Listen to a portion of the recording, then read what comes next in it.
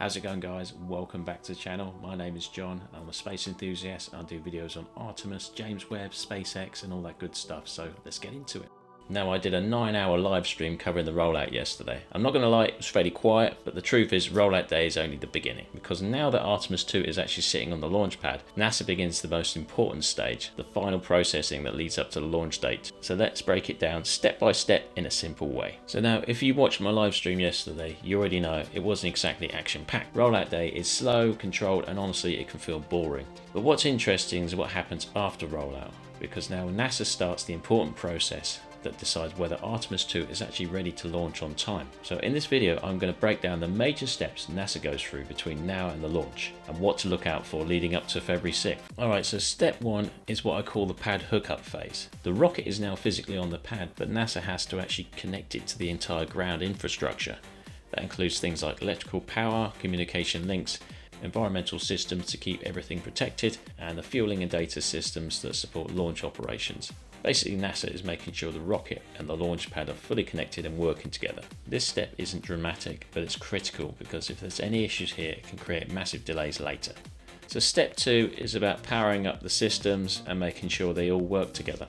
This is where NASA verifies that the full stack works as one system. So you've got the Orion spacecraft, the SLS rocket, the ground computers, the guidance and flight systems, and all the sensory and telemetry. This stage is really NASA saying, okay, now it's in the launch position, does everything still behave exactly how it should? There's one thing making sure these systems work individually, but it's another thing making sure they actually work together, that they're actually talking to one another, so the systems are all as one. Now let's talk about the safety systems. This is step 3. One of the big ones is a range safety and flight termination system. It's also called a FTS. And I know it sounds extreme, but it's there to protect the people on the rocket. If a rocket ever goes off course, the range safety needs the ability to end the flight. So NASA verifies the system is working, because without range safety approval, there's no launch. Next up, we're going to talk about step 4, which is the wet dress rehearsal, or WDR. Now we actually get the big milestone before launch, the wet dress rehearsal. This is basically a full practice run of launch day. NASA goes through the countdown and they actually fuel the rocket as if they're going for real. This means loading the liquid oxygen, liquid hydrogen, and this matters because fueling is one of the hardest parts of any launch. These propellants are cryogenic, extremely cold, and the process is very complex. So WDR is NASA testing the pad systems, the fuel lines, the procedures, the timing, and the stability of the entire launch flow. It's basically NASA saying, let's do everything exactly like launch day and make sure nothing fails. So next we've got step 5, which is review the data and fix any issues. After the wet dress rehearsal, NASA does something they're famous for.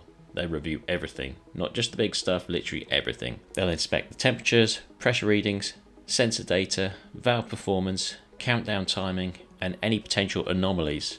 Then they decide, do we fix it at the pad or do we have to do a rollout back to the VAB? So this is usually where delays happen if something needs attention. But that's not a negative thing. That's NASA doing the responsible thing, especially with a mission like Artemis II. Next we get to step 6, which is flight readiness and review, or FRR. This is one of the most important moments, flight readiness. They look at the spacecraft, the rocket, ground systems, recovery teams, weather planning, and crew readiness. And then they decide one major thing, are we ready to actually fly? If it's green light, then we're officially heading for the final countdown and launch attempt. So there you go, guys, those are 6 of the main steps that have to take place before Artemis II can actually launch and go into space and then head towards the moon. What did you think about the rollout yesterday? It was pretty quiet. There's not too much to add to that. As we get closer, I'll put some more videos up there for you guys as I find out more facts about the mission. We really haven't got much longer to go. February the 6th, less than a month, so it's getting closer, guys. Yeah, so I'll see you in the next one. Take care. Cheers.